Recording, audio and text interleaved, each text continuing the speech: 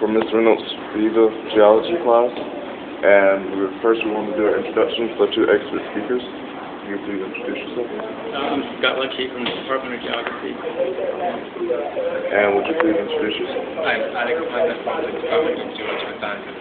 Okay. And they're both experts.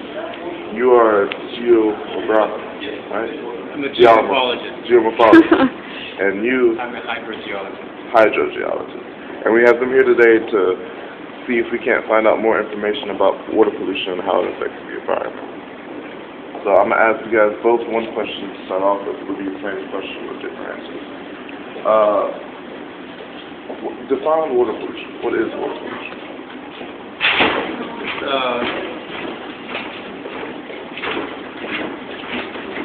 Water quality kind of differs from some baseline conditions.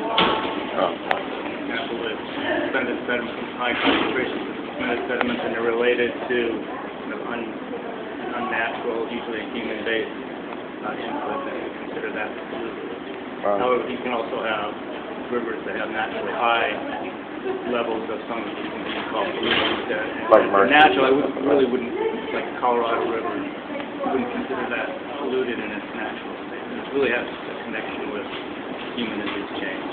Okay. And what is water pollution in your case? Pretty much water pollution is the dirty of water. So you can measure water in terms of physical, chemical, or biological constituents. So when they exceed a certain threshold, then it's not feasible to use that water for certain function. Then in that case you can say it's being polluted. So it's being dirty past a certain threshold that you have set for it to be okay. Okay. For the role that water plays in our environment, and we know it's like kind of vital to our lives and how we sustain, how we grow our crops, how we basically do anything has to do with water and how we use water. Is water pollution an extremely big problem in today's society? Certainly, yes. We pass laws to try to mitigate against some of the bad outcomes, but it's certainly still a problem. Okay. Yes, water pollution is a big problem, and that stems from the number one environmental problem, and that is population growth. So as population grows, then if you don't have the safeguards in place, that will then translate to other aspects of the environment being polluted, and water is one of those aspects that usually suffers as a consequence. Well, what is the main source of water pollution? Like, what would be one big thing that contributes to water pollution? Well, generally consider pollutants as being from either point source or non-point sources. Could you explain that? Point source would be like some sort of industrial plant that discharges via pipe some sort of pollutant into like a river. Non-point source pollution would be things more diffuse, comes from although it's not as readily identifiable, like agricultural runoff coming from very large areas, not from a single point. Okay, and for you, I have a question for you. When water pollution is in the environment, could you give me an example of how water pollution can have a negative effect on the environment?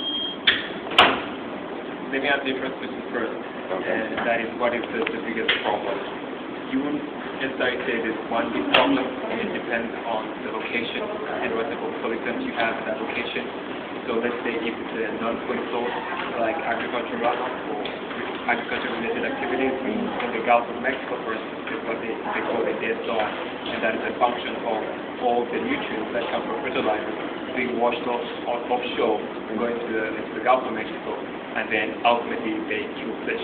That's the dead zone. So that is specific to that location.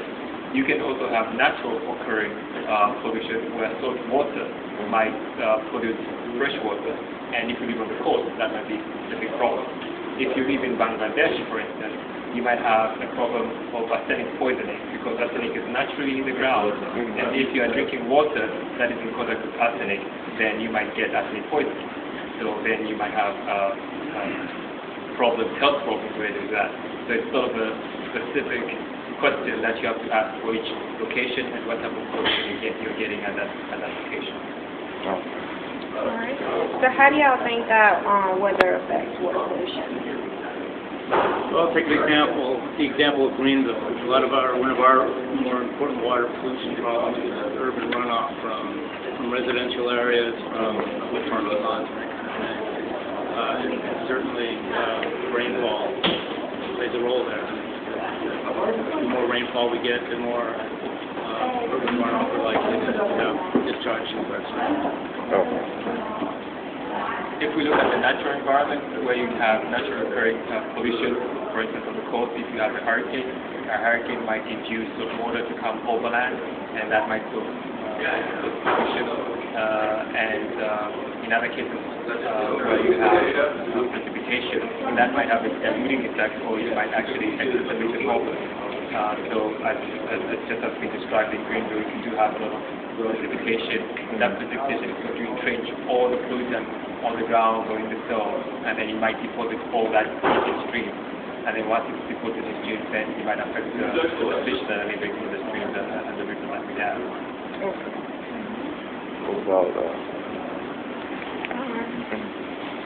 What would you say that the pollution of water is getting worse? Or staying the same? It depends where. Depends where. I mean, I would say in a rapidly growing urban area like this, our problem is probably increasing in terms of the main pollutants that we're dealing with.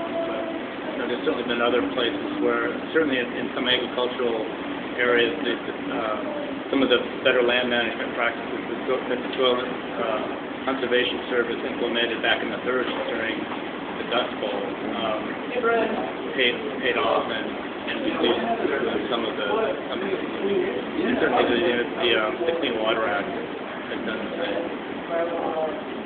So I would concur with that assessment. One of the things that has happened in this country is that it was realized a long time ago that we needed to pay attention to the environment. In other countries like China, for instance, China has, for the last 20 or 30 years, been focusing on growing the economy at the expense of the environment. So in places like China, the environment is pretty much degraded, specifically water resources. In some places, people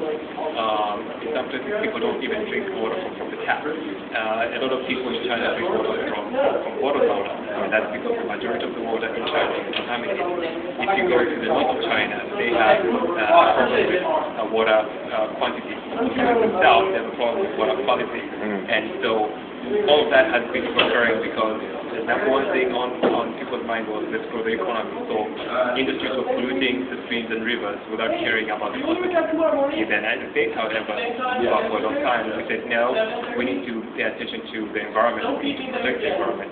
So we haven't seen as drastic as pollution a problem as it is in China. In certain aspects, we have actually seen the environment getting better because one of the goals was to make the waters drinkable and swimmable so that it wouldn't be detrimental to human health.